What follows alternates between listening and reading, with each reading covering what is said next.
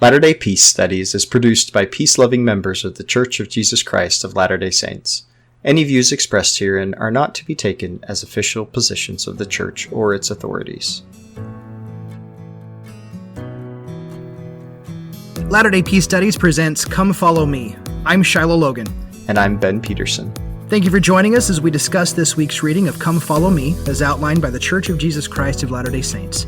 We're recording these podcasts from our homes, and so you'll often hear children playing, dogs barking, and babies crying. This is our life, and we love it. Our hope is that as we discuss these scriptures and truths, we will come to a more perfect understanding through experiencing the atonement of Jesus Christ and find greater peace in our lives. Well, welcome back, Ben. We are going over sections 98 through 101, but I think both of us were so fixated on section 98 that we kind of forgot we were going to do 90, 99, and 100 and 101. And so for me, I was scrambling this afternoon, just like, oh yeah, I forgot.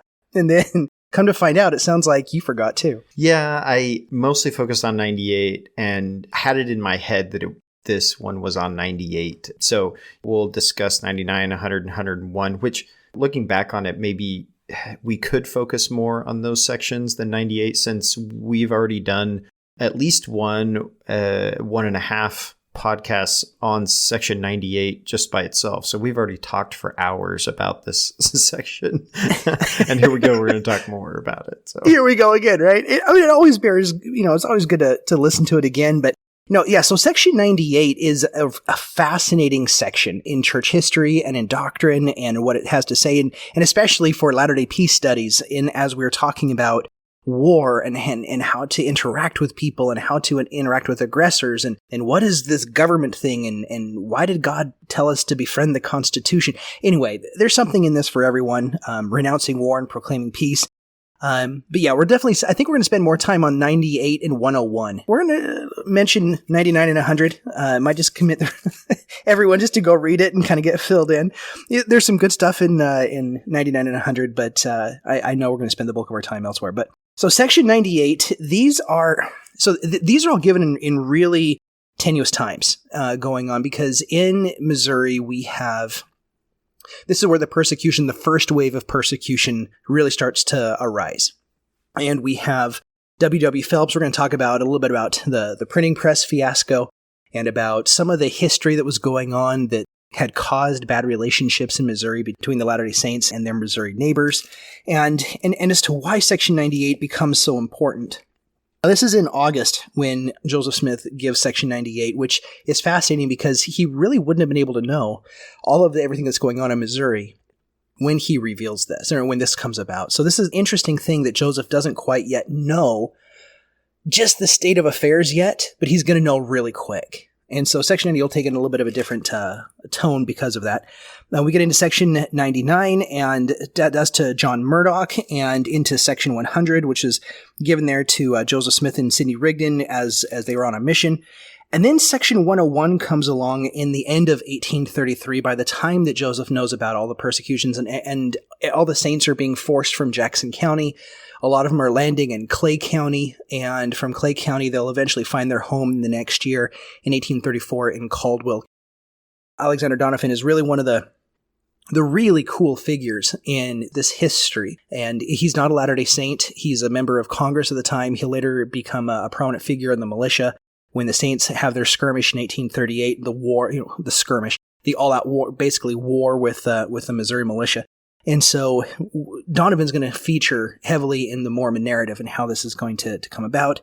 But Section 101 is really going to take in kind of this lament at the persecutions and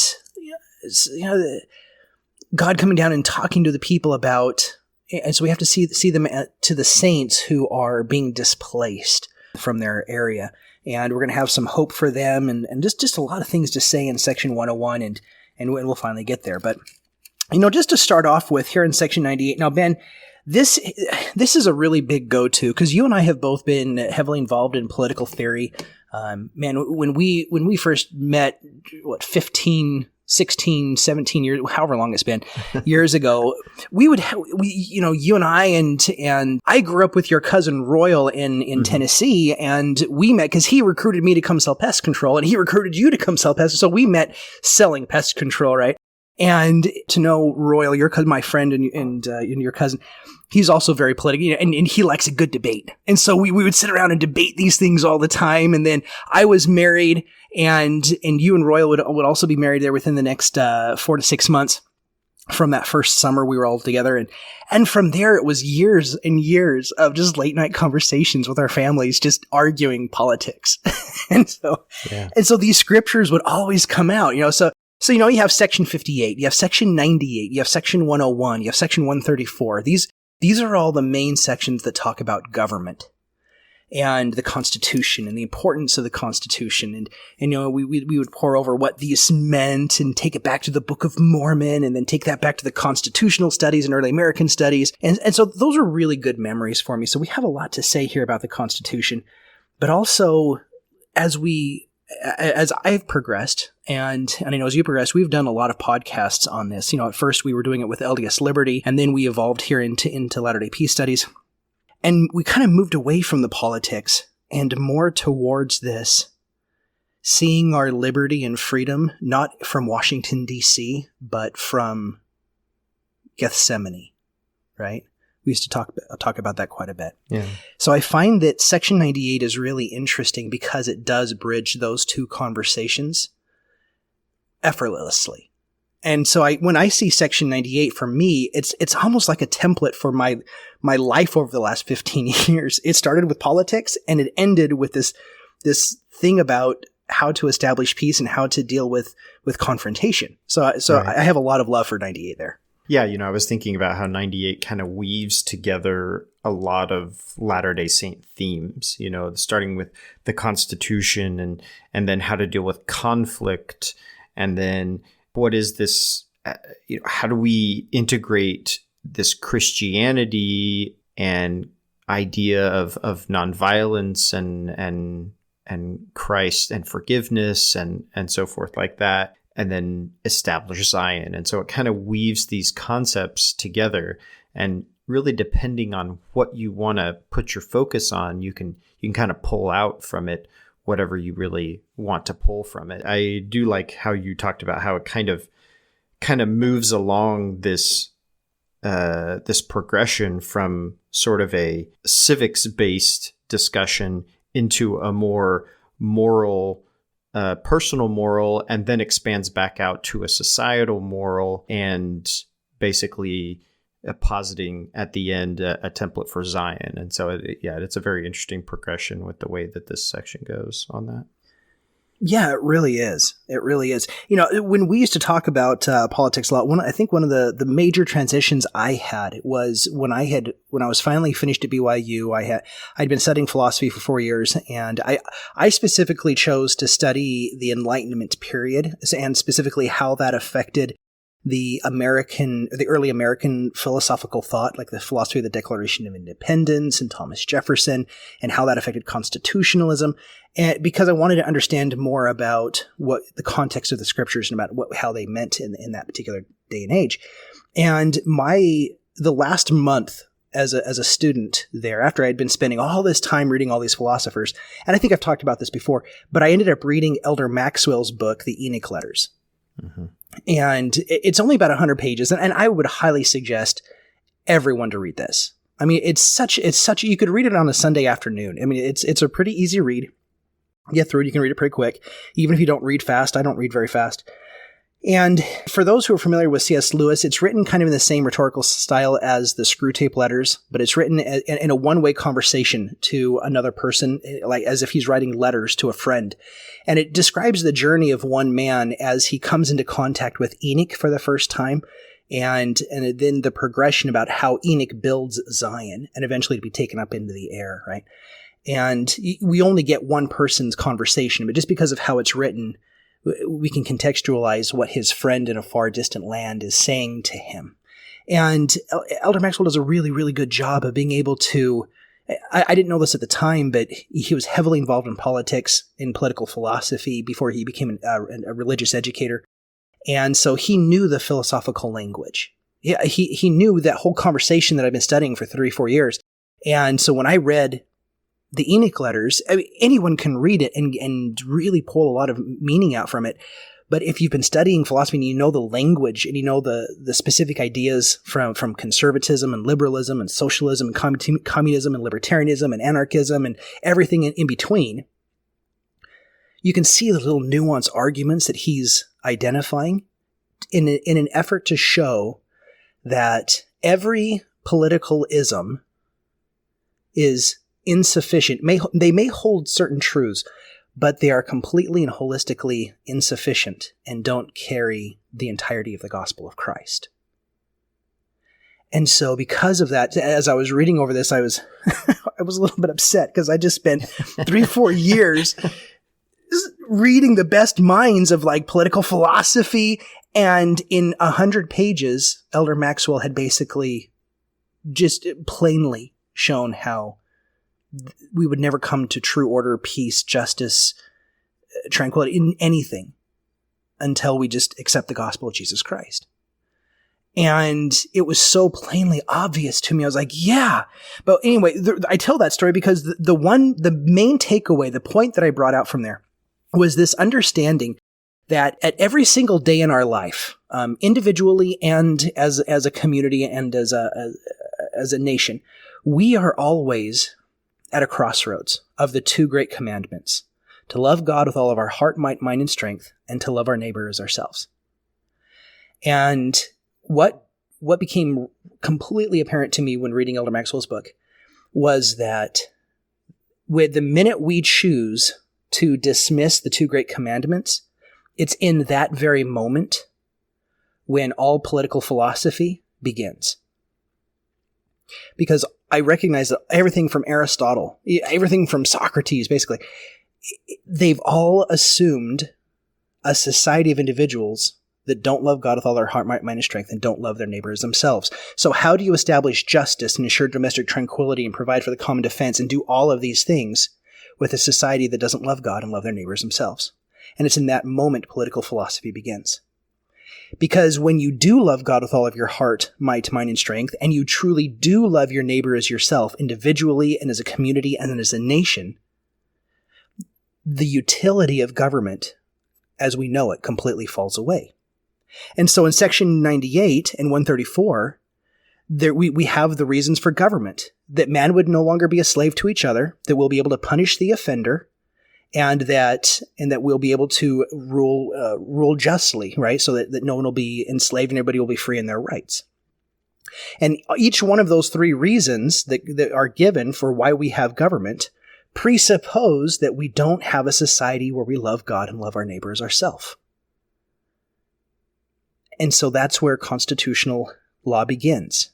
And so that was the first recognition I had that the Constitution was not a destination. It was a stepping stone towards a Zion-type society. And I have to be careful when I say that, because for those who are listening, you have to understand, I understand everything that President Benson has said about the Constitution, and I know I've read all of his books.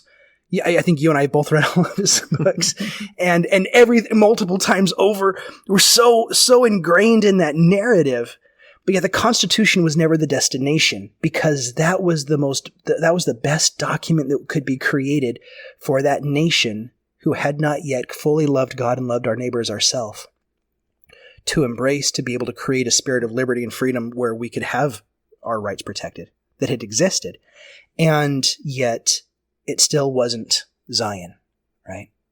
Because Zion is where we go when we do keep those two great commandments. All the rules change, all the utility changes, our worldview changes when we say yes to those two great commandments.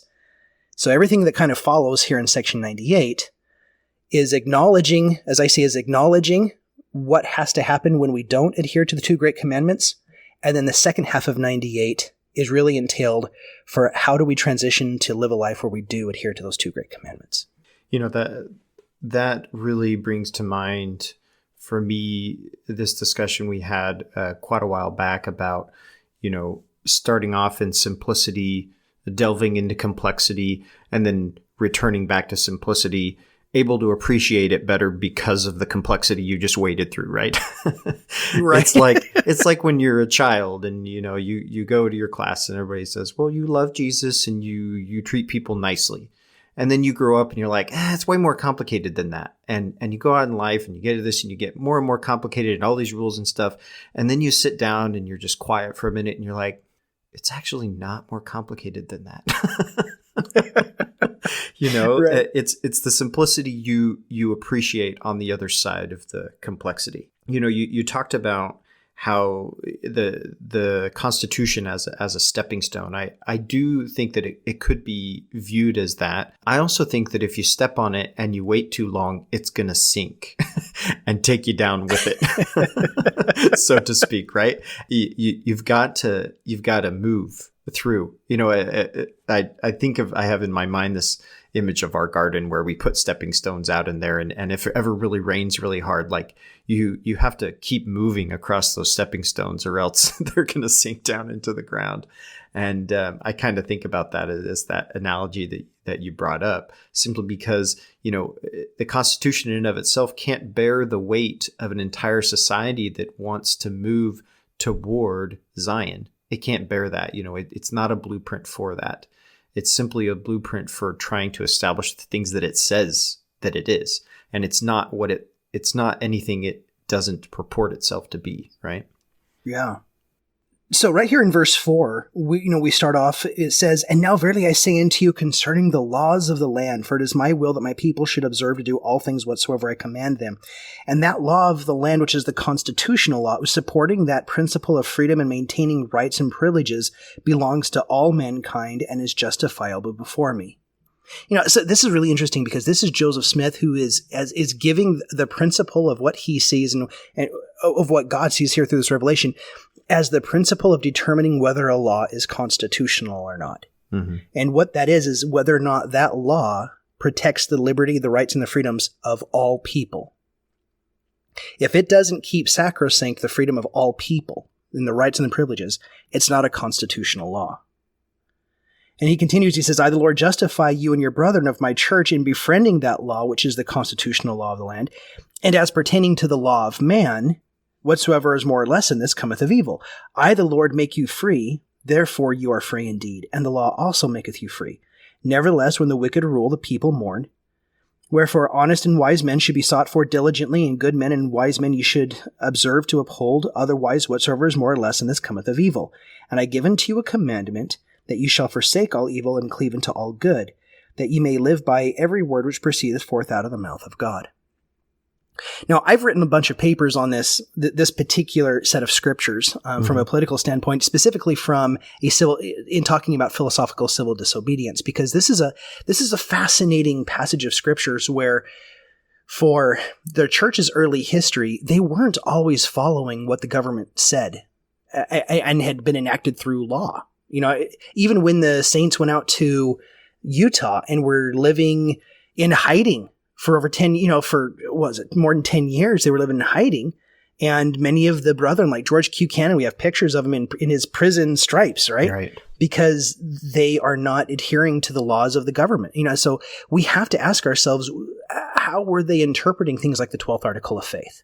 How were they interpreting these laws that were being passed by government? And in the time and sphere, there's been an evolution in how the church has interpreted these scriptures. And back during these days, this was more of a natural law kind of understanding, where there was this natural principle that if you didn't adhere to the natural principle, it didn't matter if you followed all the regulations that you needed to make a law and to make a law and have it start in the legislature and then go to the executive and he sign off on it. It wasn't about that. That needed to be done. But if it violated the principle, it was unconstitutional to get from that point on. And as the church more progressed, especially after the 1890s, and when the church started to more formally renounce polygamy and to follow the government, and Utah became a state, then it was really at the turn of the 1900s where historians kind of laugh, because it's where the Latter-day Saints start to try to out-America the rest of America. Sure. right? And it's where we become more American than everybody else. And it's like, you think you're American? Well, I out America, you're America. And so there was this huge wave of nationalism that swept over the church in the 1890s and coming into the 1900s. And through that, there was a different definition of how they came to 98 from a more of a legal positivist point of view than a natural law one. Yeah, you think you're American? My scriptures talk about the Constitution, so there. Right? Right. So I was looking at verse 2 and 3, and I'm just going to touch on this a bit, but we've talked before about, covenants and how it is that we come into a covenant, and who is this covenant for? And it's really for us. The Lord doesn't need to deal in covenants because he just is, right? And everything he does is a definition of who he is and truth. And so he doesn't have to, pinky promise, right? Right. But, in verse 2 and 3, I highlighted all these words that are very like strong language, where this revelation comes out and is just like trying to establish credibility with the people that are hearing it, to understand the character of the Lord and what it is that he's trying to posit in their minds. So we've got in verse 2, they're recorded with this seal and testament. The Lord hath sworn and decreed that they shall be granted. Therefore he giveth this promise unto you with an immutable covenant that they shall be fulfilled.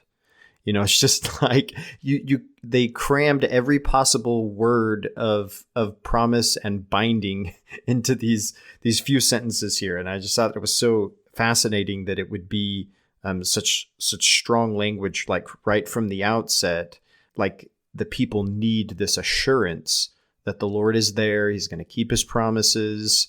You don't have to worry about whether what the Lord said is going to happen. So there's like that constant reassurance that's part of this covenant here. Yeah. Isn't that interesting that we're the one who really needs the assurance? And it comes out in strong language, as if there's this implied distrust that God is completely engaged in us, right? It's this, I don't know if it's the distrust that he's going to punish us, or if this distrust that he's going to want to do something else, but there's this an inherent distrust that I see covenant making trying to overcome. That's the utility of the covenant making. God is God. He's the perfection of all the good attributes we talk about, and he's honest, and he's trustworthy, and he's not a liar, right? That's the Satan. Satan was the liar from the beginning. God's not that way. And so when he comes out and he says, my word is good, I'm here to be here with you and to suffer this with you. And we're the distrusting one. And so it seems to be that covenants kind of become a modality by which we begin to learn how to trust in God. And I think a lot of ways we then turn that covenant from being that mode of trust that we learn how to trust, where we then make the covenant the thing in itself, and then we start treating it like a checklist gospel. And it's like, so long as I'm doing this thing, then I expect God to fulfill his promise. And you gotta like keep his feet to the fire, because, God's a tricky one. And if you don't keep God's feet to the fire, he's going to try to like get out of the covenant. Yeah, he's constantly looking for loopholes in the contract. Right. Yeah. And that's just not what's going on here. Yeah. So yeah, I like what you said there about this really strong language that's there with that. But with the Constitution, it's fascinating because James Madison, I think it's in Federalist 51, said that if men were angels, there would be no need for government.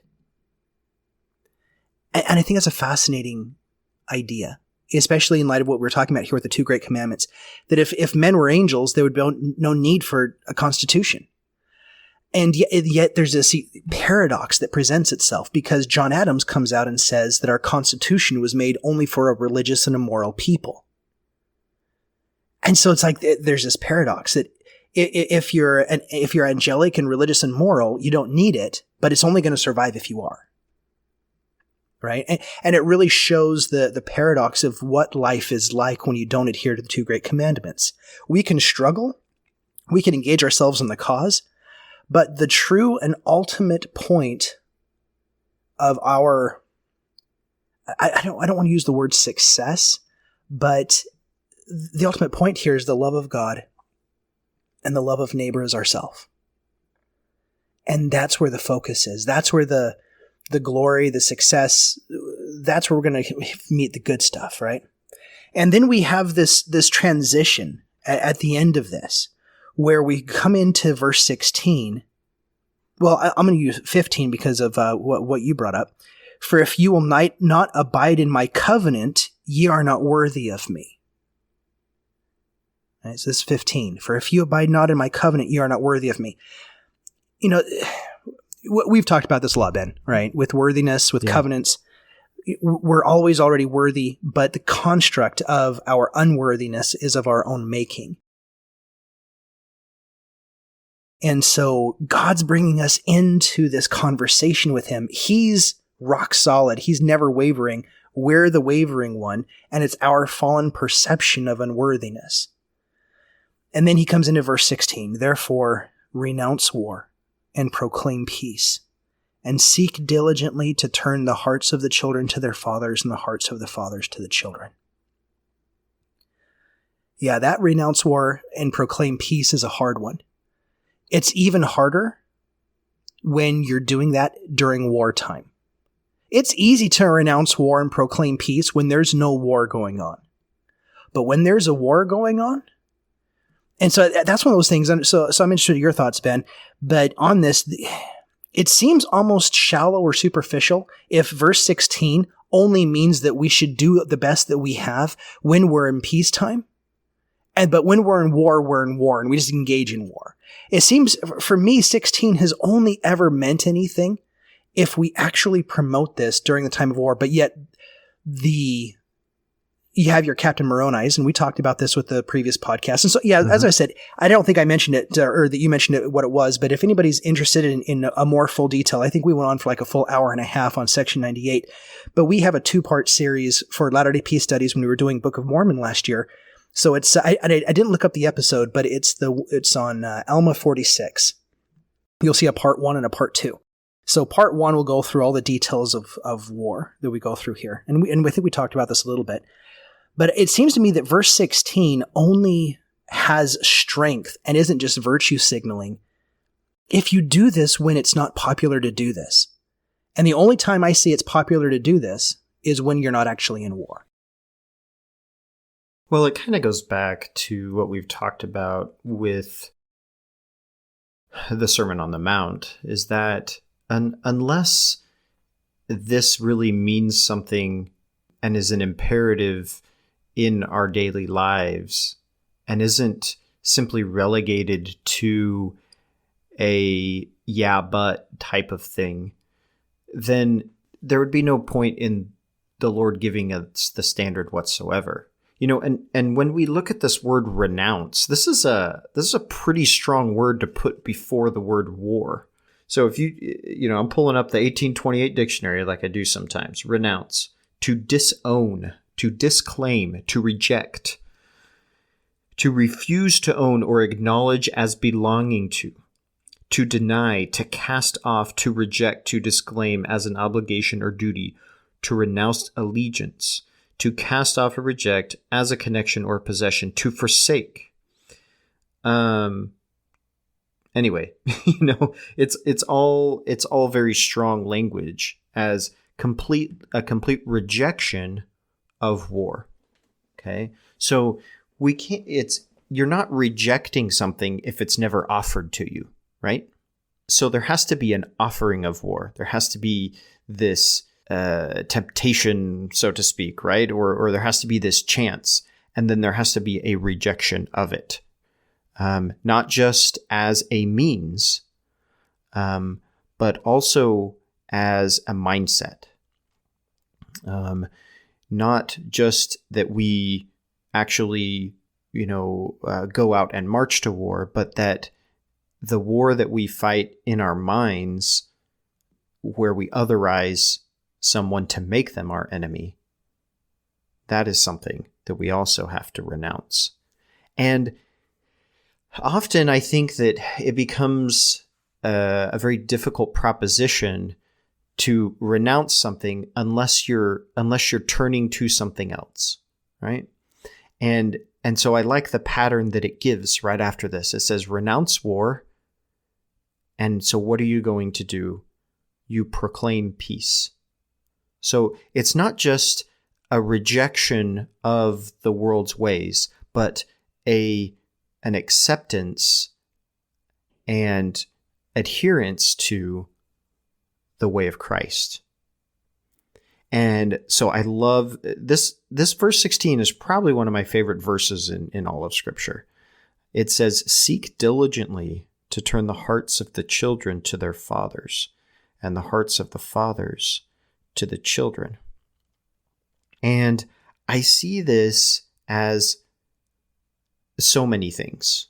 This really calls up Malachi references, but there's a ton packed in just these few phrases right here of hearts of the children to the fathers and fathers to the children. We just brought up before simplicity and complexity. I talked about how, as a child, you grow up and you want to become like an adult. You're always aspiring to that.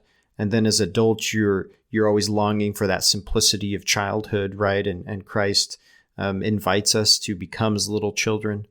And so I think that this is talking about not just that process, but also the healing of the generations from children to parents to children, that these relationships that end up causing so much trauma and harm, both in families, to individuals, and then in turn to society, this is where we start with the healing. This is where we start with the proclaiming of peace. We can go and we can, make petitions and protest wars or whatever like that. But if in our homes or in our relationships with each other, especially our children, there isn't peace, then we're not really proclaiming peace. We're not really renouncing war. We're just fighting on another front that's in the dark or in the quiet, that's not in public. And so I think renouncing war has to be much more than just a political move, right? This is a matter of the heart, and that's why it says hearts of the children to the fathers and hearts of the fathers to the children. I like that word healing that you talked about. Yeah, in my nonviolence studies, I've come across dozens of times from a psychological point of view that just innately humans have the inability of creating and perpetuating violence on another human being. There's actually a psychological trigger in our brain at birth. Call it the light of Christ, call it evolution, call it whatever you want to will. But there's this trigger that we have that we cannot commit violence on another human being. So what the brain has to do in order to commit violence is it has to be able to see the other person as something less than human. And one of the ways that we do that primarily is through language. And so this is one of the reasons why before a fight will ever start or when someone goes to war, the enemy or the perceived other will always be given a name. There's always name calling and usually derogatory name calling, right? Is because it's psychologically, it's the brain's trying to diminish the other person's value to knock that person out of human status. So then the brain can then engage in violence upon that person. And what I think is fascinating here with you talking about healing is this idea that part of turning peace, this proclaiming peace and turning towards peace, is the healing that happens when the hearts of the fathers are seen by the children and the hearts of the children are seen by the fathers. That there's a humanizing that's going on there. That trauma, that is then expanded out into all of our relationships because we are all children. We are all parents. And because of that, it's a call for us to be able to see the humanity in each other. Because when we see the humanity in the other, just psychologically, we cannot commit violence upon each other. And so I think you're right. It's one of my favorite scriptures as well, just because there's so much there that we can unfold that in so many different ways. We could probably spend the next hour on it. We really could. The lead up to that scripture is interesting. We talked a little bit about it, but the context here back in 13, whoso layeth down his life in my cause for my name's sake shall find it again, even life eternal. Therefore, be not afraid of your enemies. For I have decreed in my heart, saith the Lord, that I will prove you in all things, whether ye will abide in my covenant, even unto death, that ye may be found worthy. So this even unto death phrase, I really underline, because that is probably an allusion to Mosiah 18, right? Where Alma has the people at the waters of Mormon, and he talks to them about the covenant that they would abide it even unto death. And then verse 13, for my name's sake. This just gets tied to that concept of worthiness, because we talk about worthiness being something where you're like dirty from sin, and so then you can't have a relationship with God because of this dirtiness, but the fact is it's your relationship with God that cleanses you of that. So if you posit that worthiness keeps you from having a relationship with God, then you can never have a relationship with God, because you can never become worthy, because you can never have the relationship that makes you clean, right? So back to this concept of that worthiness is this mindset, or rather it's that Christ part of us, right? Because earlier it talks about for my cause, for my name's sake, right? For the sake of the name of Christ that you've taken upon yourselves, that worthy part of you, that's the part that you abide in, right? And that's the part that's not afraid of your enemies. Why is it not afraid of your enemies? Because you don't have enemies. You've renounced war, you're proclaiming peace, and everyone's your family. And when you see someone as that close, that relationship to you, it brings that humanity into perspective. Yeah, great point. Really great point there. And I love being able to tie Christ into it, because what Jesus Christ exampled, and I love Richard Rohr, and he says Christ was not Jesus's last name. I think that's an important distinction we need to remember. Christ is a title. Sure. And it's that anointed king, it's that anointed one. And what is he anointed to do? But it's to be able to suffer with. And if there is any suffering for, it's the suffering for our sense of injustice, right? We've talked about so much before. And that when we take upon ourselves that name Christ, what does that mean? But that we're going to be doing exactly what Christ does. He's suffering with us. Hence, when we go back to Mosiah, and I love that you brought up Mosiah 18, that the command with baptism is to mourn with those that mourn, to comfort those which stand in need of comfort. That is what Christ does. That's what that atonement is. It's that suffering with us, right?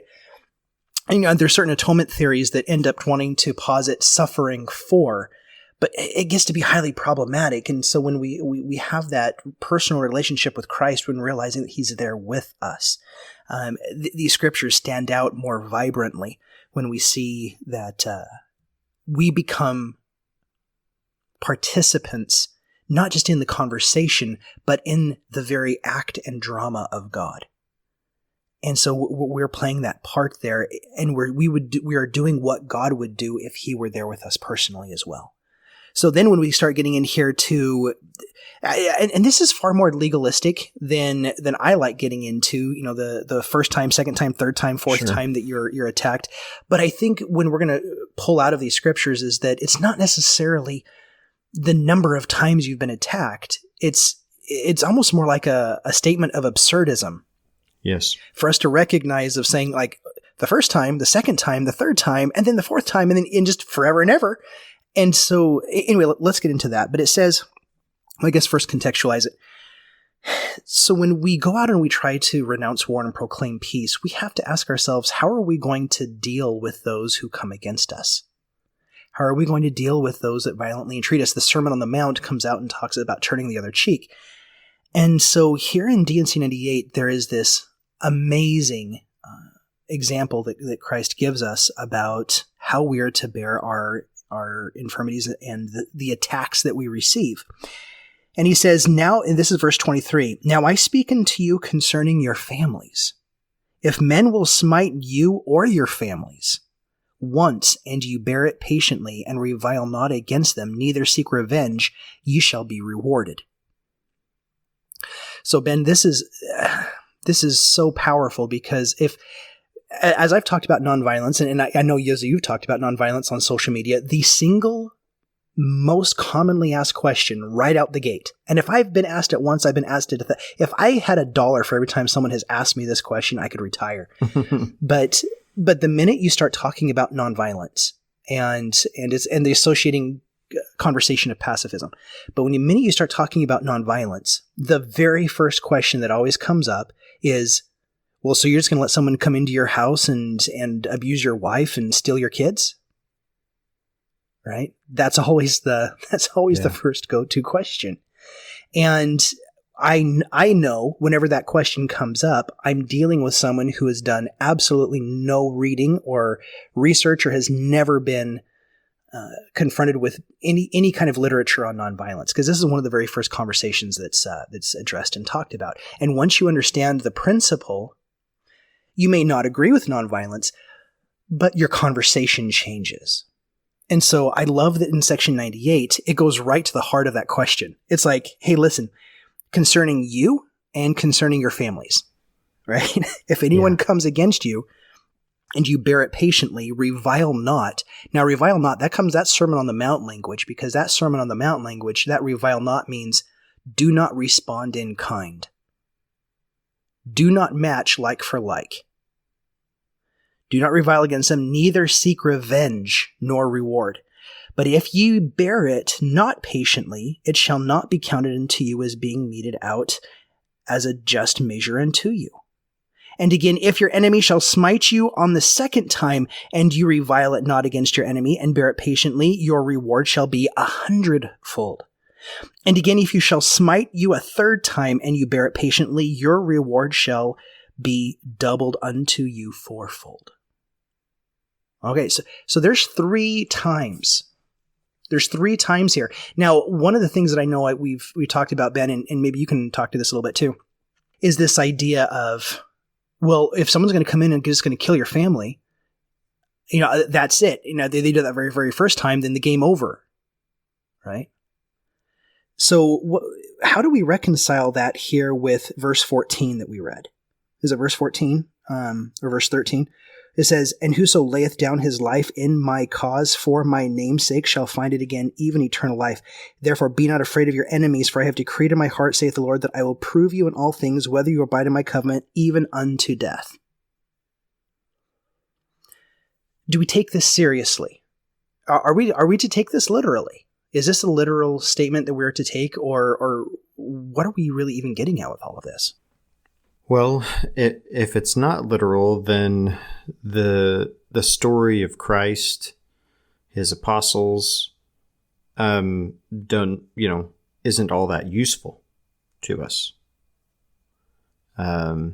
because the whole point was that Christ was supposed to exemplify that.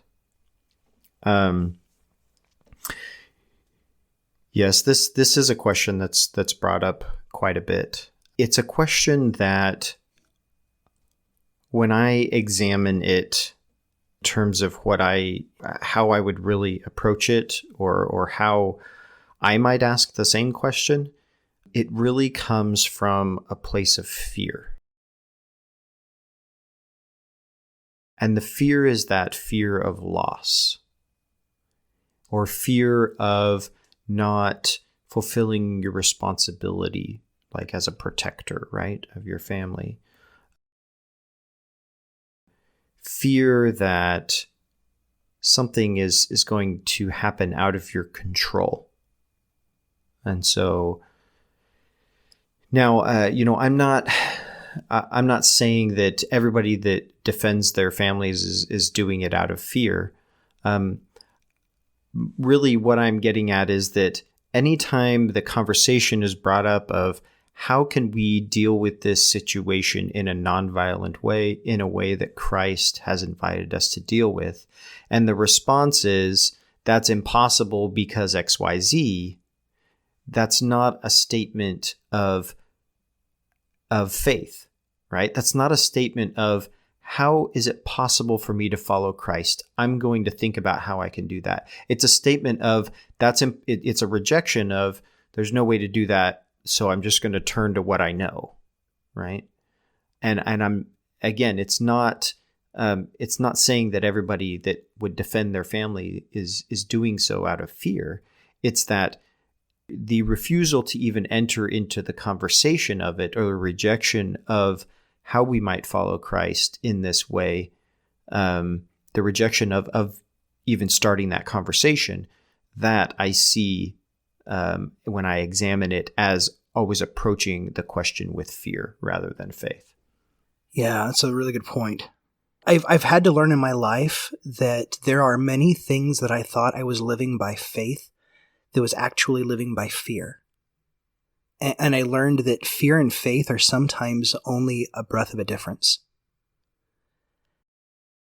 And I've really had to analyze and deconstruct some of the things I thought I knew about myself. And in reality, I back up and I'm like, oh, yeah, that was far more fear than that was faith. I need to work on that.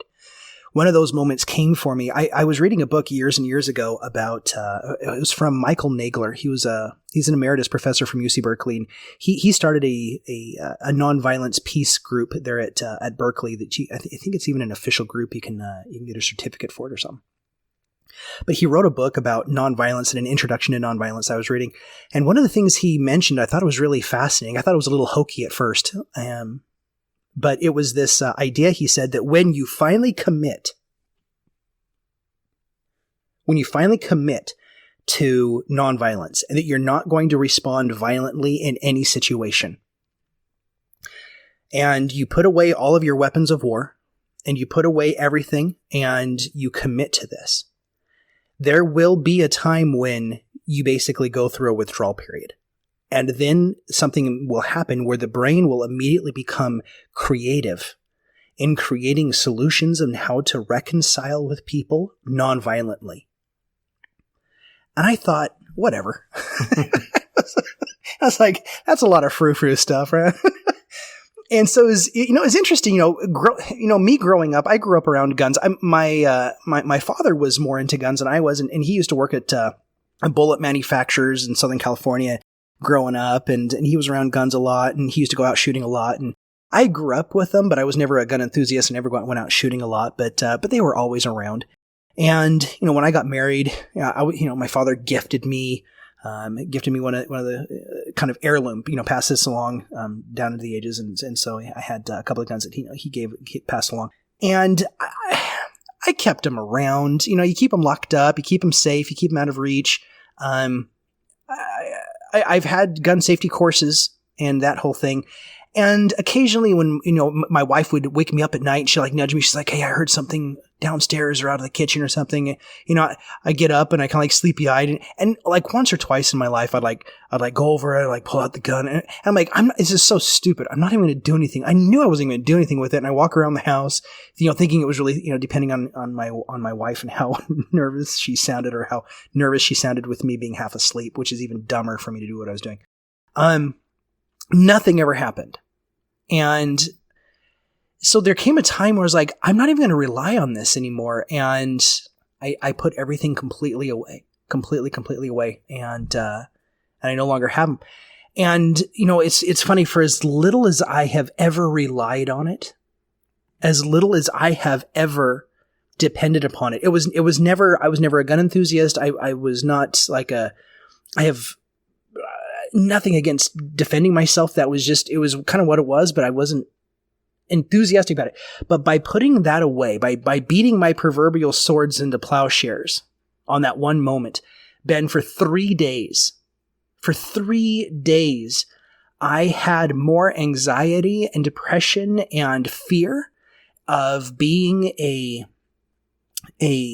failure as a father, as being a failure as a provider, of being a failure as a husband, that I wasn't protecting my family, and I had completely given up my role as a man to my family. It was the most bizarre experience of my life, because I had never had attachment to that tool, at least I thought, physically or psychologically. But apparently I did. And so that racked me for 3 days. And finally it was on the end of the third day where all of a sudden, within like 5 minutes, all of that disappeared. It like Alma 36, Shiloh? I wasn't praying. I'm not going to torment for 3 days. I was racked with torment, but I'm not praying about it. But there was so much anxiety. Yeah, I can still feel it now thinking about it. But the minute that time, those like almost like 72 hours to the minute went by, all of a sudden I felt all of this burden leave me. And I had never been filled before that moment with so much courage and so much love and compassion and mercy. All of the fear that I had ever had in anything was gone. And even to this day, it's like, it's gone. There's no reason to fear what anyone else is going to do. It's all of that was taken away. And what came into its place was this really strong desire to reconcile in these moments. And so I started to imagine within the next week, I started to imagine like ways that I could reconcile it. And so I was like imagining scenarios of people breaking into my house and like how I could deal with them and how my personal personality would deal with that. And then at that point, I'd remembered what I read from Nagler, and I was like, man, that landed really hard for me.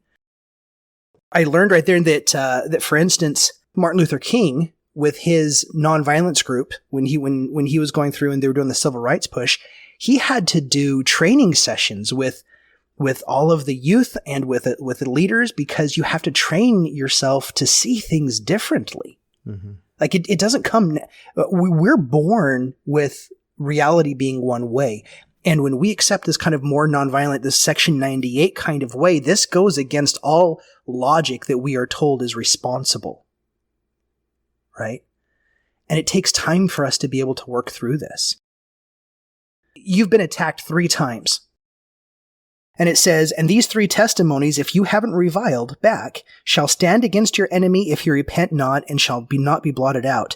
And now verily I say unto you, if the enemy shall escape my vengeance, and shall not be brought into judgment before me, then you shall see to it that ye warn him in my name, that he come no more upon you, neither upon your family, even your children's children, unto the 3rd or 4th generation. And then if he come upon you and your children your children's children into the 3rd or 4th generation, I have delivered thine enemy into thy hands. And then if thou wilt spare him, thou shalt be rewarded for thy righteousness. And also thy children and thy children's children into the 3rd and 4th generation. Nevertheless, thine enemy is in thine hands, and if thou rewardest him according to his works, thou art justified. So what this means is that if you turn the other cheek, even a 4th time, it's rewarded to you as righteousness. However, if you choose to deal with it and to violently revile back or to violently defend yourself, then are you justified. Then is the evil not counted unto you as evil. But the Lord then kind of washes everything clean. He's like, you revile back. I think when we gave the story before, I'd given a personal example. When I was a kid, there were some kids who used to pick on me, and then finally one day came along where I decided I'd had enough. And so I turned around and just started fighting back real heavy. And when my dad came home and I told him the story about how I was getting picked on, he's like, all right. So he went down, he's going to go talk to the parents. And I was sitting there with my mom and I said, Mom, I didn't tell him that I started fighting back. And she's like, well, that's something you need to go talk to him about really fast. So I ran down, and like halfway down to where my dad's at, I said, hey, Dad, I didn't tell you that I had also gotten a fight. I also started fighting back. And he's like, well, I'm not mad at you for that. If you defend yourself, you defend yourself that way. He says, but I can't go out and talk to them anymore. And so he came back. And so it was this really interesting moment of recognizing that, yes, it's okay that you did that. But now we've kind of lost the moral high ground here, even if they started it, that I can't really go address this as strongly anymore, because they're simply going to say, well, your kid fought back. And I'm going to say, well, your kid started it, and nothing's going to work. Right. And so that was one of the first lessons I learned about Section 98, about the power of how this works, that as soon as we revile back, the Lord is like, all right, well, I can't do anything about it anymore then. You know, verse 27 really stood out to me this time. And these 3 testimonies shall stand against your enemy if you repent not, and shall not be blotted out. It talks about how we respond to another person attacking us in one way or another, and if we do it patiently, it says, if we bear it patiently and we revile not, that's a testimony. And that's really interesting. In some of the earlier podcasts we did, especially the ones where we talked about Ammonihah back in the Book of Mormon, we talked about testimony and witness. And, we often say the term nonviolence because in English, there may not be a very good word for it. Now, I know that, some other traditions that have really developed the concepts have come up with some better words for it and such. But I do still like kind of how we settled that. And it doesn't work in all scenarios, but I do kind of like how we settled that with testimony or witness. And so I like here how the violence is met with testimony. And that's the response. That's the Christian response to violence is testimony. And what's so interesting about that, we talked about linguistically, is that, in Greek and Semitic languages, the root of the word martyr is the same as the root of the word testimony or witness, such that, over in verse 14, even unto death, right? That our response to how others enact violence against us is a testimony, even unto death. That is potentially the ultimate end of our testimony. And following the path of Christ, taking up our cross, that's what we commit to. I mean, maybe we don't know it, but that's what Christ invites us to do when we follow him.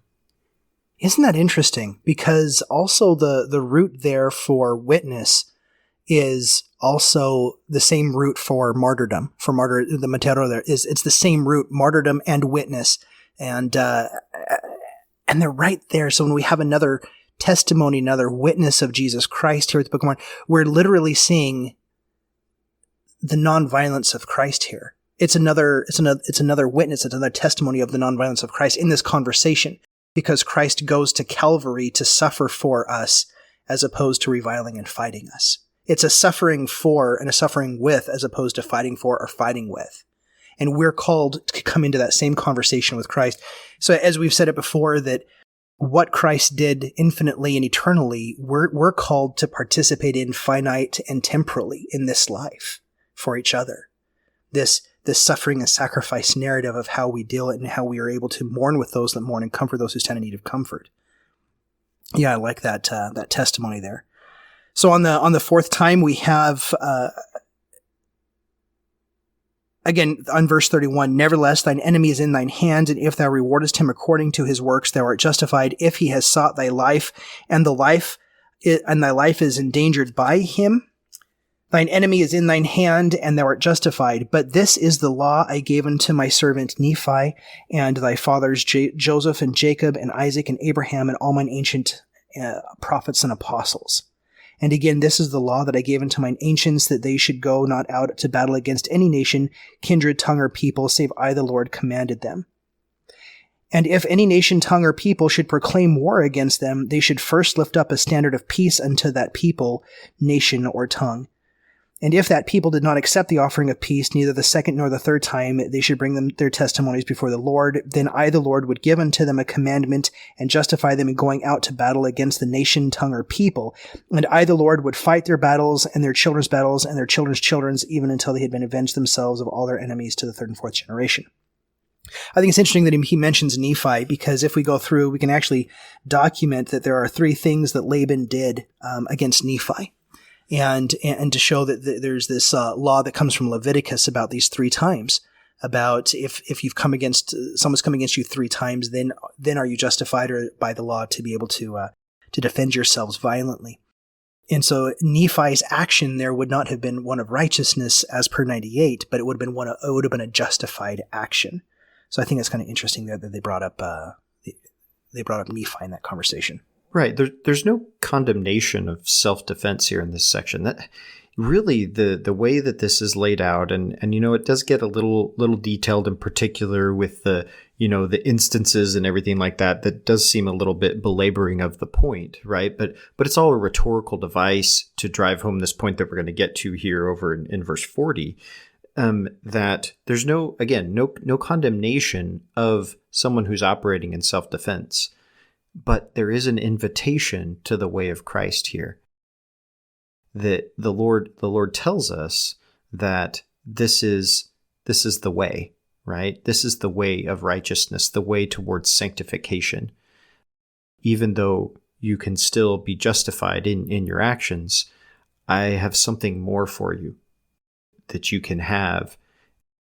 And only by going that way do you really understand and know what it is.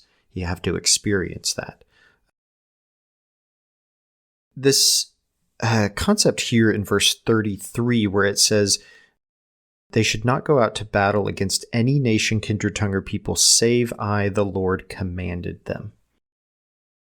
The reason this is so interesting to me is because I cannot find a single instance in the New Testament, the Book of Mormon, the Doctrine and Covenants, the Pearl of Great Price, a single instant where the Lord has explicitly commanded his people to go to war.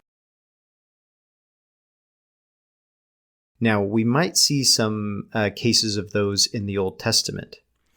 But what's so interesting about that, there's a lot of context to be thrown in with that, right? That's a whole nother podcast that doesn't even go with Come Follow Me. Right?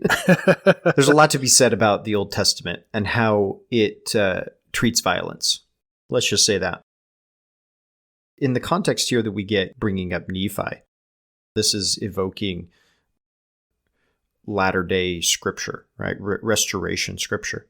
There is, if you really go through it and look at how each of the wars or battles are explained and put through it, especially in the Book of Mormon, which is probably the prime example, there is not a single instance where the Lord explicitly commands his people to go to war.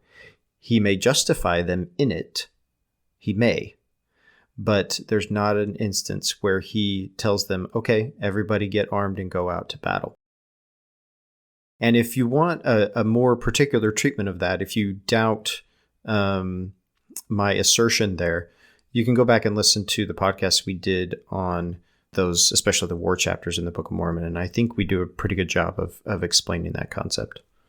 Yeah, and also in bringing in Nephi and that example about how Nephi becomes an archetype. This situation is archetypal in that relationship and what Nephi did to Laban. When he first comes back to Lehi does a sacrifice, right? And the sacrifice there's been several scholars that have talked about how that sacrifice is very much more than likely due to Nephi's killing of Laban.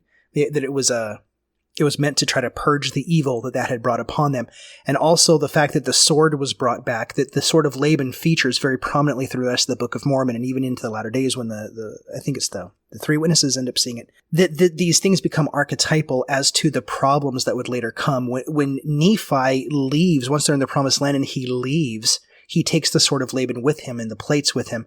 And we often wonder, like, well, why would they be so upset that Nephi and his family left? Well, it's because he took the sword with him. And so he's always in this shadow area. Nephi's always in the shadow area with his brothers because he's the only one who's killed somebody. He's the only one who takes the sword. He's the one who fashions all their swords after the original one.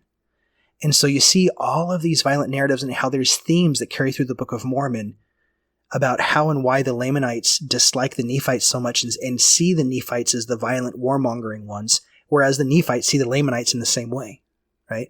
So this sword analogy, this archetype of Laban and Nephi and the sword of how this transpires becomes the othering story that kind of floats through the rest of the Book of Mormon as one of the single causes for all of the animosity and bad blood between the two people. So it's absolutely fascinating. It is a fascinating discussion in the context of the Book of Mormon, and we get tangential to it here with D&C 98.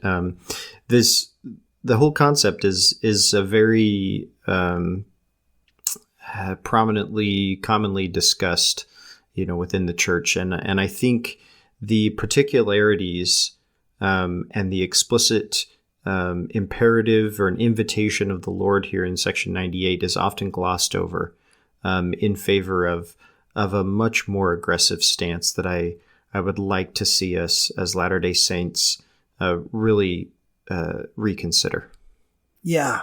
Yeah, it's fascinating. The Community of Christ, which was the Reorganized Church of Jesus Christ of Latter-day Saints, they renamed themselves the Community of Christ around the year 2000, I believe. And it takes so much effort for us to try to reimagine a new world without violence. Their church since 2019, they've been going on a big, their thematic push is to imagine nonviolence and to imagine a world of nonviolence and to imagine how we can begin to act nonviolently.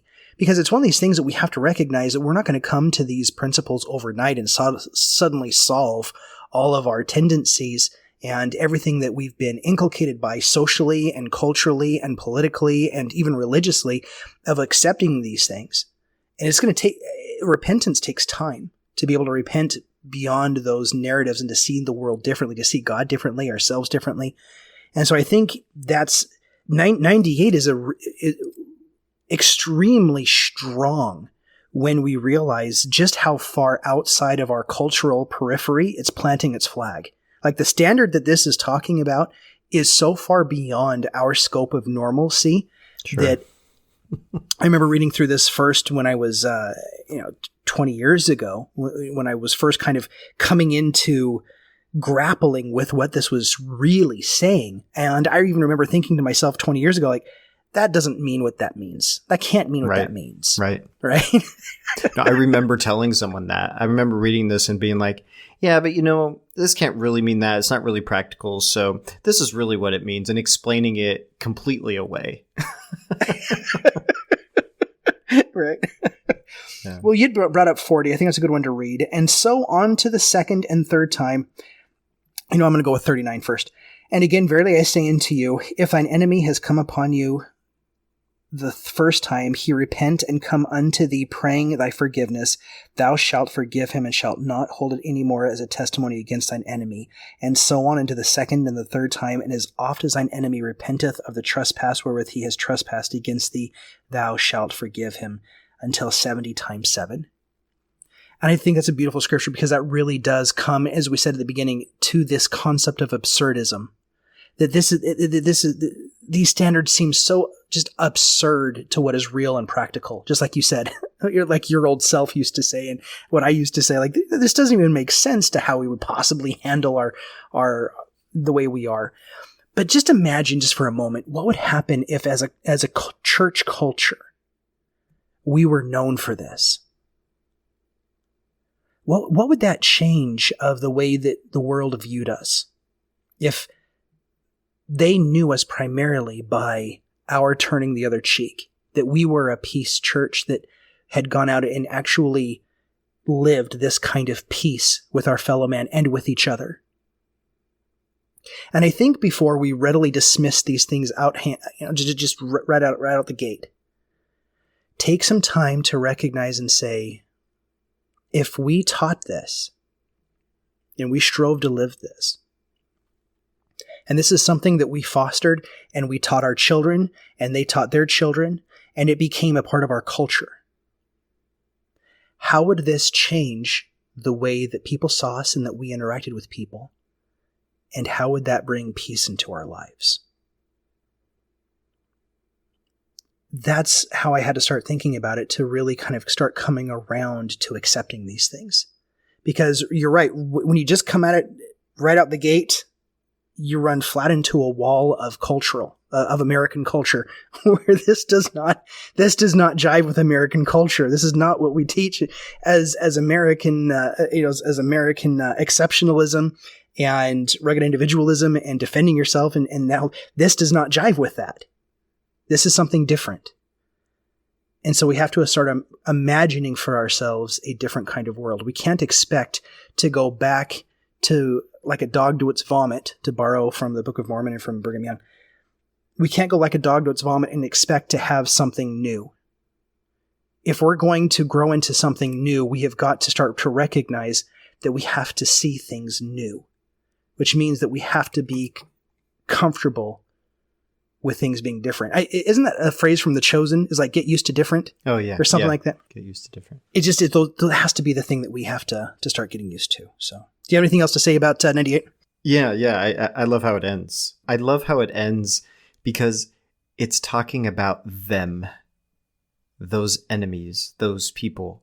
And the way that it phrases this is so fascinating that the culmination of all this, our concern would be for our enemies. Our concern would be that they are healed, that they receive forgiveness. And vengeance shall no more come upon them, saith the Lord thy God, and their trespasses shall never be brought any more as a testimony before the Lord against them. And I just love how that's a culmination of this concept that our charity has extended finally out to our enemies, such that we have sought to and realized the reclaiming of them. I love it. All right, Ben. Well, I knew we were going to spend a lot of time on 98. And there's so much more I could have talked about. But okay, so section 99 and 100, we're going to leave that to the listeners to read. It's a page and a half or 2 pages. And, take the next 20, 30 minutes, Ben, and I don't know how to talk about section 101 in 20, 30 minutes. But I knew we needed to talk about 98. So section 101, this is where we finally have Joseph recognizing what's going on in Missouri. And so a little bit about what has happened in Missouri and at least provide some historical context that others might not have, is that when Joseph sends the missionaries down in 1830, so the church is organized in April 1830, he sends the missionaries within 3 to 4 months down to Missouri to start converting the Native Americans, the quote unquote, the Lamanites. Yeah. And, so they have this new Book of Mormon in hand. They're going to go down and give everybody the Book of Mormon, the history of your people. And along the way, they end up running into this little city called Kirtland, and Parley P. Pratt, who's one of the missionaries that are going out down to Missouri, happens to know the local congregational, one of the larger congregational leaders there named Sidney Rigdon. And so they preach, and over time, a lot of Sidney's congregation gets baptized, and almost immediately, there's more members now in this little city, Kirtland, than there are over in Palmyra, where the church was just organized.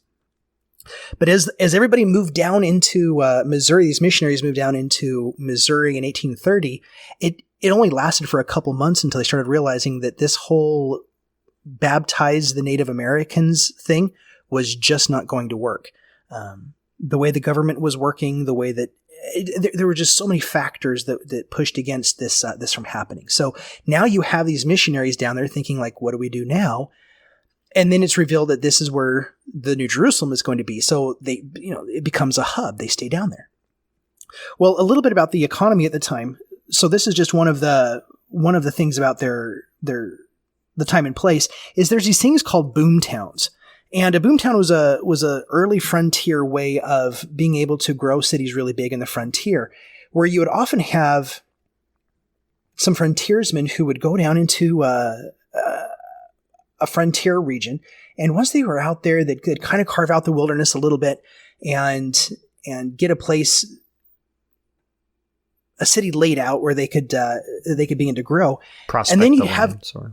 Yeah, prospect the land. And then you'd have these investors from back east who would come in and see what you'd done. And then they would lay out a bigger grid and really start to do some city planning and get you involved in it. So, so that you had a say-so, and you would sign over some of the rights to the land so that these developers could come in, because once you bring in more people into these little towns, all of a sudden you start, now you have a blacksmith, and now you have a shopkeeper, and now you all of a sudden everything begins to grow, and a rising tide raises all ships.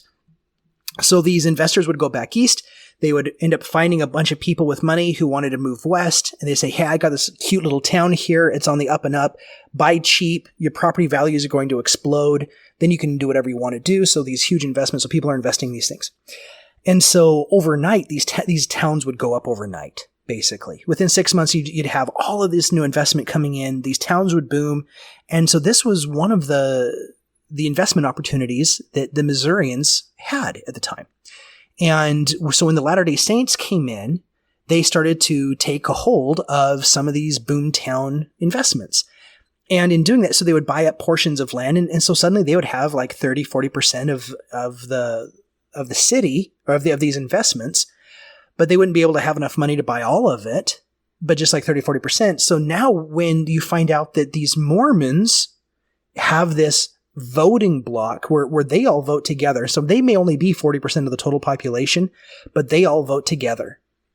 And what that means is that when it comes election season, they're all going to vote for only who supports Mormons, which means that as you bring in more of a pluralistic demographic from back east, with all mixed opinions and everything, then the Mormons are going to carry the vote.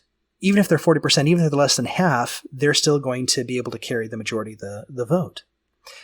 The other thing that happened is that once a significant number of Mormons moved into these boom towns, investors would not be able to recruit more people into these towns as well, because there was this really weird religious zealot group that lived in these towns that nobody wanted to live around. So they couldn't get investors to come in as well. So a lot of the Missourians and the frontiersmen started to lose out on their investments. They'd been working for these things for 5-10 years. And with the Mormons moving in at the rate that they were moving in, they started to mess up the equilibrium of how these boomtown economics worked and how people were doing their investments. And so these Missourians and the investors started losing out on things they'd been planning for the last 5-10 years, the whole reason they'd come over to these places. And so this was one of the first things that the Missourians didn't like about the Latter-day Saints. In fact, the majority of the reasons the Missourians didn't like the Latter-day Saints was not because of their religion. Nobody really cared what you believed. It was the fact that they came in on such large numbers and that they dominated voting blocks and they detracted from future investors coming in to buy up the land that really caused the initial problem. Because now your property value that you were expecting to go up is now worth less than it was before. Now, the Latter-day Saints see this as a godsend, because the Latter-day Saints then report back to Joseph saying, Joseph, it used to be $1. I'm not being exactly accurate with the price here, but it used to be $1 an acre. Now it's 10 cents an acre, right? Because the property values had dropped because the investors couldn't get anybody to come in to buy up the boomtowns. And so the Saints would go out and would start buying up all the land for cheap, thinking this is a really great time and investment, how beneficial God has been to the Mormons.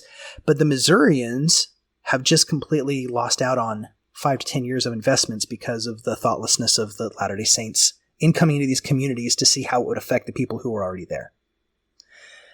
So when you mix all of that with from 1830 to 1833 in Jackson County, then you have this one moment when in July of 1833, W.W. Phelps is, he's a kind of a famous Latter-day Saint. He's the one who penned Praise to the Man that we sing all the time. And he ends up becoming the editor of the local newspaper. And this, in the newspaper, they had, I always forget the name of the newspaper. It's something like the Evening and Morning Star. In fact, I think that's what it is. It's the Evening and Morning Star. And so W.W. Phelps ends up publishing this one paper in July of 1833 that says that the Latter-day Saints are not opposed to having free black men come into their communities. Well, at the time, Missouri was a slave state.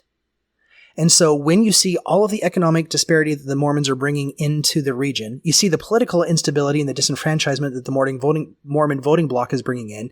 Then when you add this third layer that Mormon missionaries in Canada are baptizing Canadians en masse and sending the Canadian converts down into Jackson County to immigrate to Jackson County, all of a sudden the Missourians are saying, why are Canadians moving into our town?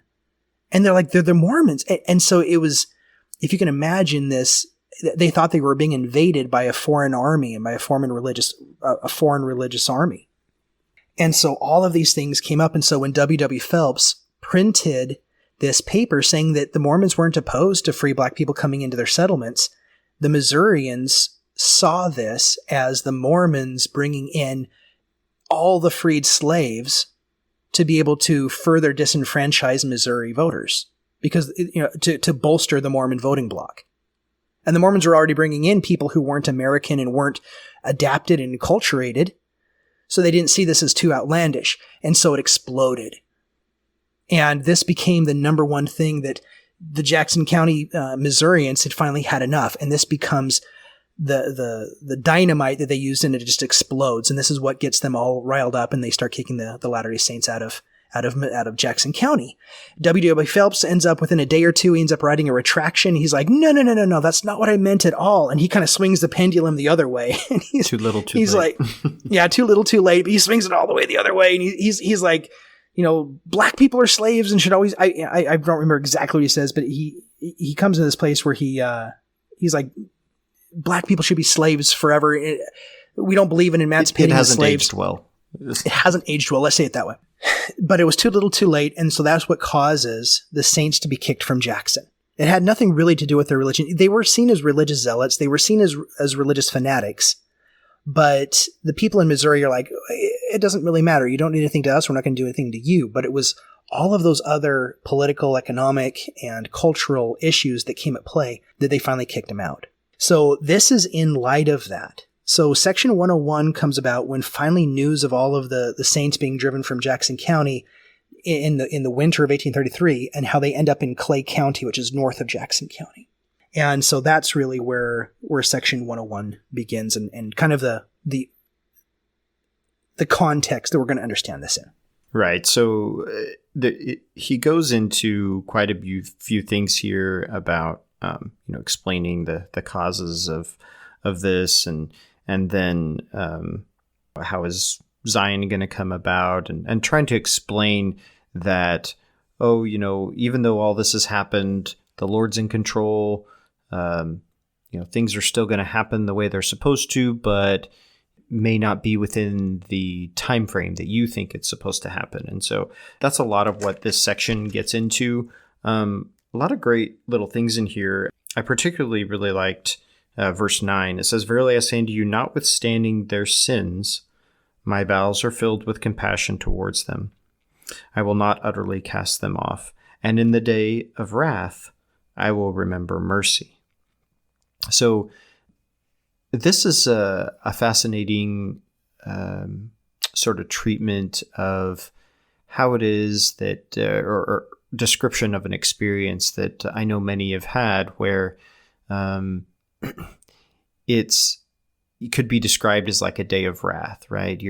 It may be a moment where someone is completely lost, feeling punished, feeling like God has abandoned them, feeling that wrath of God, right? That's the real wrath of God that you might talk about.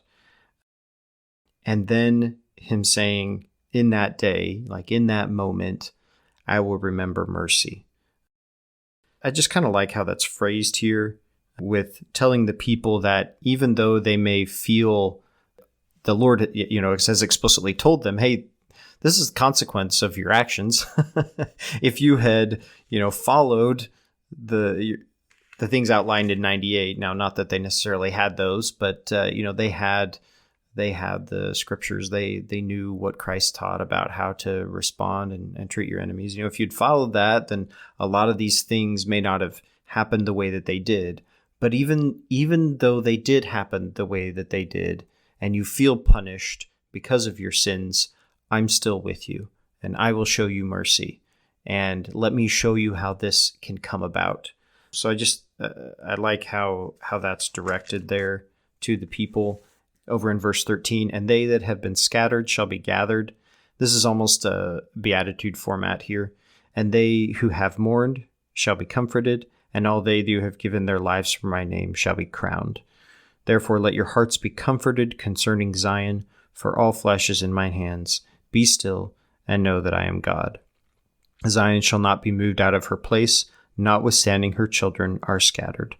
They that remain and are pure in heart shall return, and come to their inheritances, they and their children, with songs of everlasting joy, to build up the waste places of Zion." Some sections back we talked about Ezra, the prophet Ezra in the Old Testament, and how the Jews had been attacked and taken into Babylonian captivity, and then later had returned. And, Ezra was one that kind of went and regulated things and was building back up. And then Cyrus the Great said, build your temple again. So this is all sort of after that pattern, right, of viewing the saints and their experience here are being compared to the Israelites and how they were taken into bondage, and then they will return and they will rebuild in this place of Zion. And so this is the promise, right? And constantly sort of going back to Zion as a literal city that's to be built, a specific place that they're supposed to gather. This was very specifically and literally conceptualized within their minds at the time. That's how they saw the fulfillment of these prophecies, was in this literal sense. And I think that even though over time there may still be this sort of strain and longing to, that is the promised blessing, that these things will literally come true, there's been sort of an evolution of understanding how it is that the Lord would fulfill this promise, that even if it's not fulfilled at sort of a community level, it can be done at an individual level. So, yeah, I like that idea about the individual level and not the community level, because that really is where it always starts. At least when I think about Zion, I'm always thinking about this community that's going to exist, the city, this place where everybody's doing their thing. And so it really puts the accountability off of my shoulders onto everybody else for the city thing to work. But when I have to start addressing myself, that's where things get difficult. That's where the real work begins, right? Because for as difficult as it is to convince someone else of something, it's even more difficult to recognize just how much of ourselves that we really have to change. And it's hard to always recognize that. So that beginning point, I like the apocalyptic vibe that it gives in verses 23 through basically 31.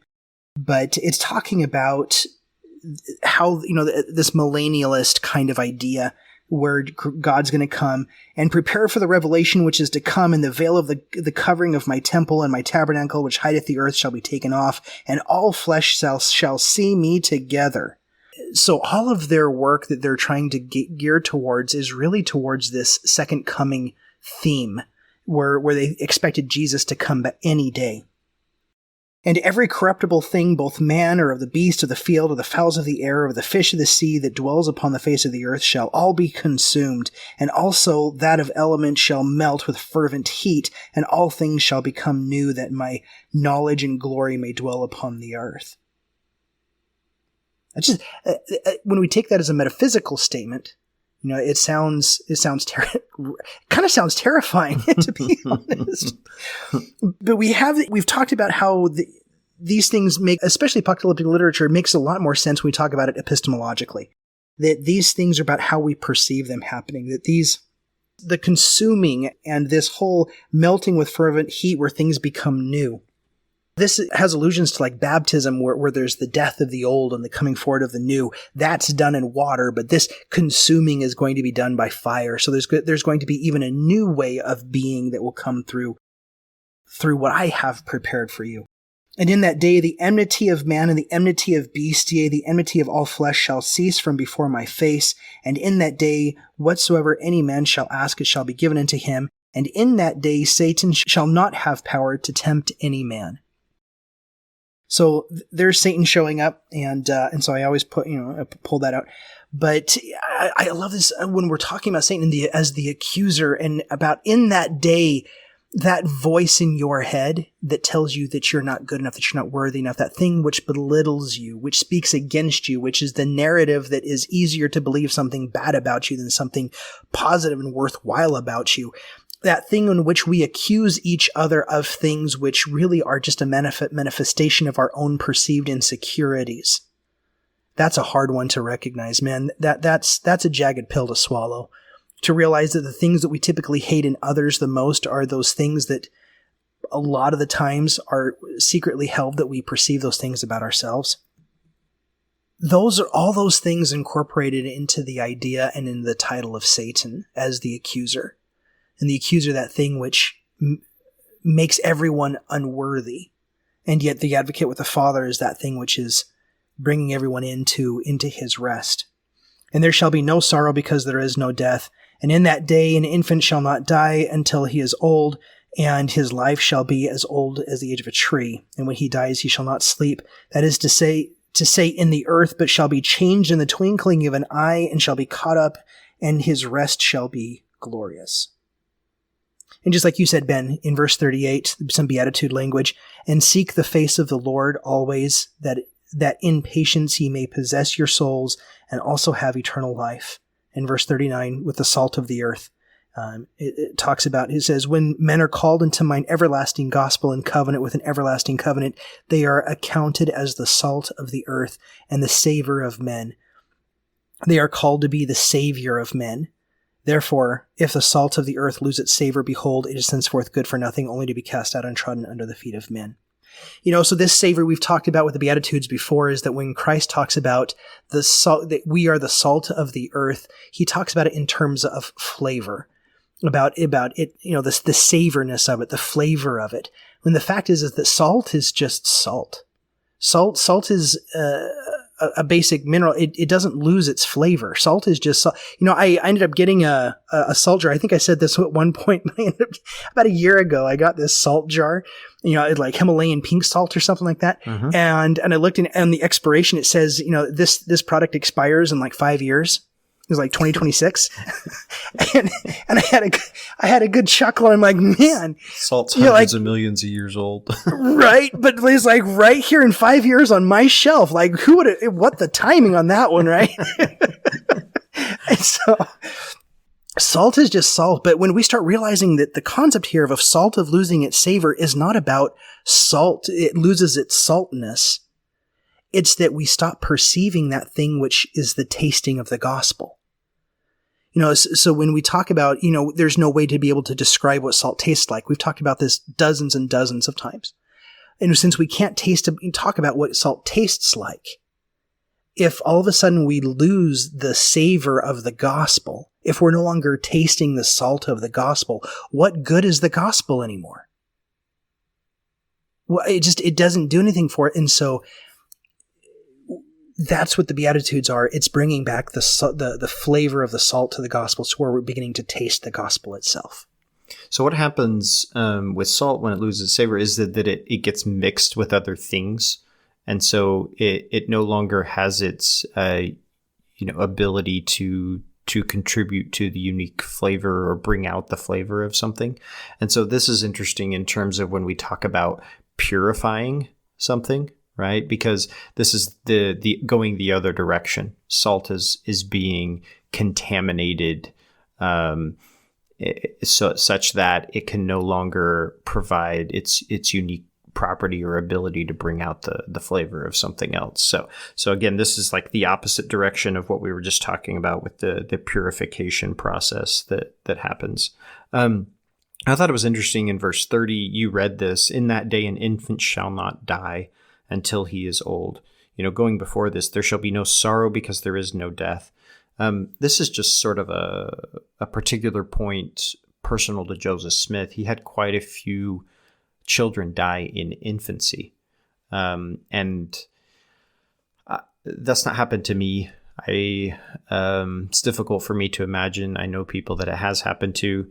So I can see how this would be of great comfort to him, knowing that that was just a temporary condition of our state now, but that will all be alleviated, and that there'll be a time when that no longer has to be part of our experience, that type of sorrow, because of I'm sure the pain that is always felt with that. And again, Joseph Smith had that happen many times. Him and Emma lost children. And so I think it's interesting that it's just pointed out there that the infant shall not die until he is old. Being able, just being able to see a child grow and learn and develop and experience life there's just nothing like it, and when when a child seems to have lost that capability, like they die young, right? That's devastating, just from our experience to see that potential or that experience from our epistemological sense wouldn't ever come to pass, right? And so the Lord's saying here that no, that will be a reality, that will happen. You no longer have to, you'll no longer have to experience that type of sorrow. It seems like quite a comfort. Yeah. There's this movement called Mormon Transhumanism. I don't know if anybody's, if you've heard of this, Ben. It's a group of about 8,000 people, I think, now on Facebook, the last time I looked at it. But it's this whole movement of Mormon scholars who are toying with the idea of how science and how computers and the digital world is going to begin to interact with genetics. Mm-hmm. and how that infusion and how the connection of technology and genetics is going to fuse, and what, if anything, that's going to do to our religious narratives. Yeah. And so, for any listeners who haven't really heard about this, we have things that are coming up because of technology about what do we do when we can download our consciousness into a computer? What can we do when we can take our own cells and reconstruct new bodies, download our consciousness into a computer, and then take that consciousness and put it back into a newer body? What are we going to do when we have maybe nanotechnology where it goes through and it starts to attack bad cells to where we can have youthful regeneration and live for hundreds of years because of technology that takes care of the aging process? What's going to happen to the religious narratives that, so this was a new one that happened about a year ago, is that in China, they were able to take the genetics from one female mouse and impregnate another female mouse, and it produced viable female mice offspring that themselves could go out and have babies. Right. And so now females are actually now impregnating females. And so this was going to come into a new technology that within the next maybe 75 years, two women might be able to go into CVS with a test kit and impregnate each other and have babies with each other, which then throws on this narrative about the necessity of the plan of salvation narratives between men and women. We've always taken it as a genetic absolute that only you absolutely genetically need a man.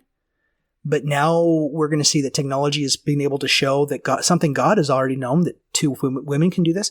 Anyway, this kind of stuff technology is already beginning to kind of getting us to question some of these religious narratives that are built in certain genetic arguments and naturalistic arguments. And so I often wonder when I read 30 that an infant shall not die in his old age, but shall live to be the age of a tree. And when he does die, he shall not sleep, that is to say, in the earth, but shall be changed in the twinkling of an eye. I absolutely know Joseph Smith is not seeing this whole Mormon transhumanist kind of thing going on, and like the modern technological age. But even so, it's an interesting thing to say considering the technology that we're looking at. Exactly. Yeah. So anyway, yeah, I think that's just thought about a lot of those things. I'd be interested to see what the discussions in that movement go around. That'd be interesting. Yeah. Very, very cool time to be alive. So in section 101, and moving along, there's this really long parable about the watchman in the tower. Unless you have something to say about it, Ben, I'll just commit it to the reader to go over it and to pull out what they will from it. Do you have anything specifically about it? No, I think I would if I had spent more time going through it. I do think it's significant and there's a lot there, but I don't think that it's going to make sense for us to spend time on it, because once we start in it'd be a lengthy discussion. And so I think we can touch on some other things and go ahead. Okay. And for me, one of the last things that I had to talk about here was in verse 68, where it says, "Nevertheless, I have said unto you in a former commandment, let not your gatherings be in haste, nor by flight, but let in all things be prepared before you." And then he goes into a conversation from verses 70 into 74 about purchasing the land, but not about having everybody run into the land once it's purchased. And I think this is really interesting, going back into the history of why there was contention to begin with. that it was because they were purchasing land for pennies on the dollar because of the economic destabilization that their presence caused. And so, this is speaking to some of those things. Don't run in there and overrun these communities. Don't run in there and do these things that are causing these things. Buy the land when you can buy it.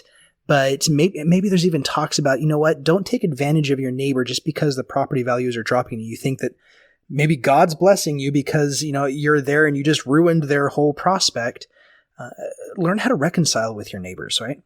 Yeah. And then in verse 75, there is now already in store sufficient, yea, even in abundance to redeem Zion and to establish her waste places no more to be thrown down, where the churches who call themselves after my name, willing to hearken unto my voice.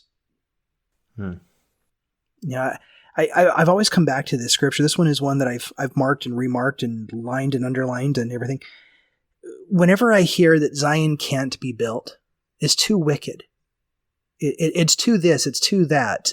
Jesus needs to come to kill all the bad people. Whatever the argument is. We can't build Zion because of that one guy. Yeah, because that thing, that guy, that rule, that law. Because this one guy's president or that guy's president. So that means we can't do it. Right. But simply if those who are willing to hearken to the voice of God and to follow the beatitude path, Zion would be established. And that really puts that on our shoulders. And then we turn here, and I can see kind of Joseph's flavor in doing so, but we return kind of to that constitutional vibe again, don't we, Ben? Yeah, so, we get into this these verses that are often quoted in terms or in context of a constitutional discussion. And I think this goes back to one of the podcasts that we did with LDS Liberty, where we had a discussion about principles of constitution and how those fit within our, not just our broader theology, but in a broader scriptural context. One of the things we discussed was how, here we have these things where the Lord says, the constitution of the people which I have suffered to be established. And then later he says, for this purpose have I established the constitution of this land by the hands of wise men. And so we have these statements where the Lord appears to be like explicitly and personally endorsing the Constitution, saying he established it, right? And so this is often brought up as, the Constitution is the celestial standard because the Lord established it, right? But really that just raises the question of, does the Lord only ever establish celestial standards, or does he give us other standards from time to time? And it seems pretty obvious in Scripture that back in 98, one of the things one of the scriptures says, or one of the verses as we're transitioning through things, is the Lord says, "I give unto man line upon line, precept upon precept." And so one of the examples we brought up was 1 Samuel chapter 8, where the people are saying to Samuel, "Hey, we want a king. We want to be like other nations." Samuel says, "Well, if you have a king, this, and this are going to happen." And they said, "Yes, that's what we want to happen. So give us a king." And Samuel says to the Lord, they want a king. Lord says, "That's fine. That's what they want. They've rejected me as their ruler, so they can have a king." And so then we have divinely appointed kings. Samuel goes out and receives revelation from the Lord specifically on who he's supposed to anoint as a king. And we have these divinely mandated kings. And so then we can come back and say, no, the Lord gave us this monarchy. He divinely appointed Saul. He divinely appointed David by revelation as to be our government, right? And so we have a similar situation here with the Constitution, where the Lord comes out and says, I specifically endorse this.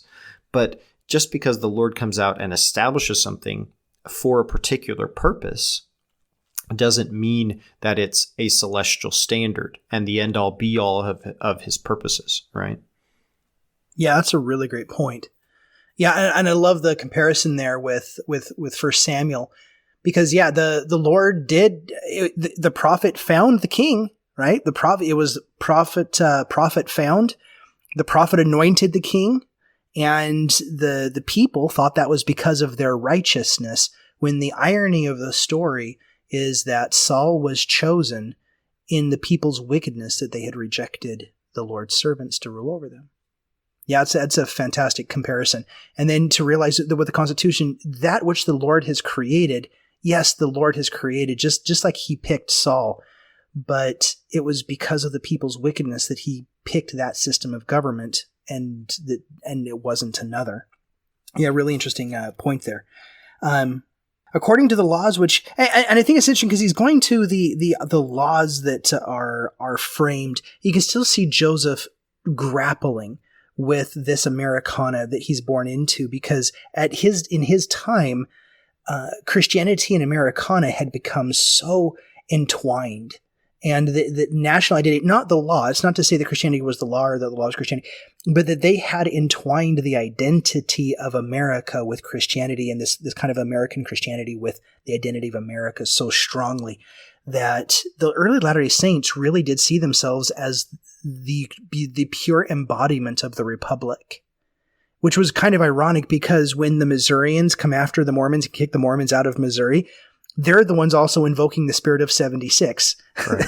The Missourians actually saw the Mormons as invaders, and their whole narrative was that they were repelling and getting rid of an invading force like the early colonialists kicked out England. And so they saw themselves as the embodiment of the Republic too. So it's interesting how both sides of them saw that they were the same thing that the other person saw themselves as. But here with we have that the Lord had established the Constitution by the hands of wise men who he had raised up for the very purpose, and he had redeemed the land by the shedding of blood.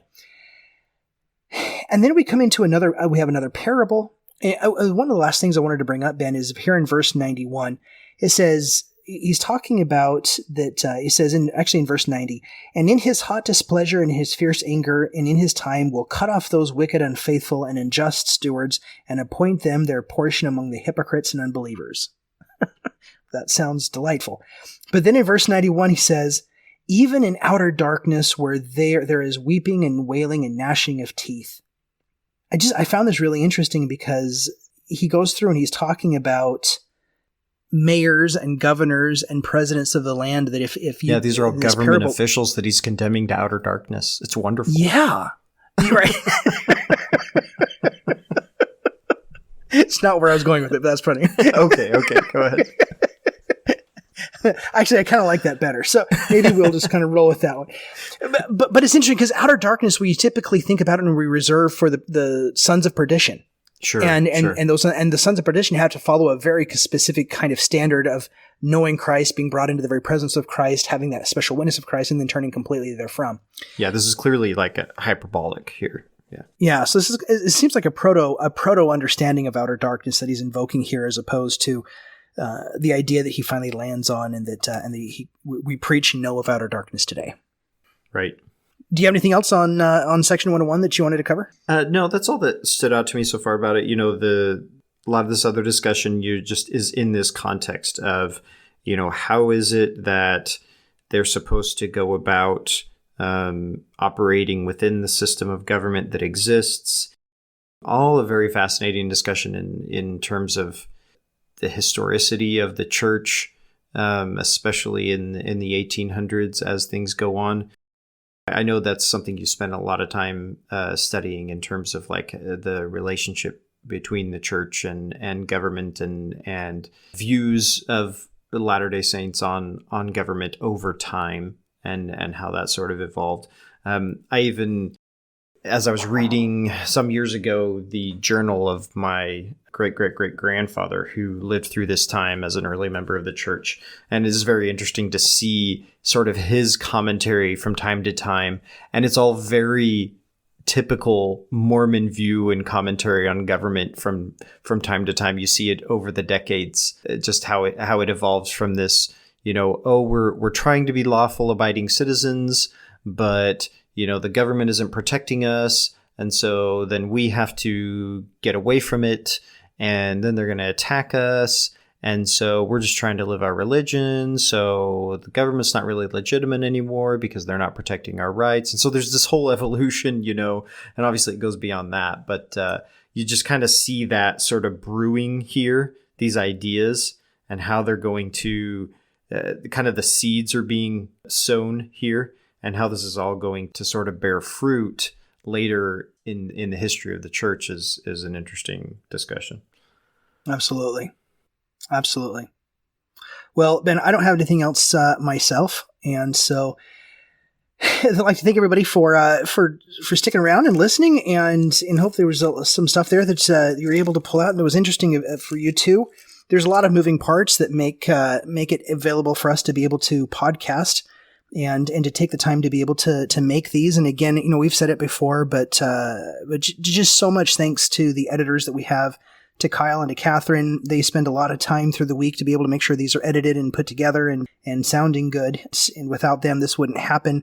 And with Lindsay, with everything she does with Latter-day Peace studies and making sure all the content is there daily, and with all the commentary that she adds to that I wake up every morning excited to see what new thing is going to get posted, what new quote is there. It's been going on for a year and a half. I still get excited by everything that she puts together. So there's just a lot of moving parts to this labor of love and so grateful for everybody who contributes to that and of their time, the means, and so thank you again. But until next week, I am Shiloh Logan. I'm Ben Peterson. Thanks for listening.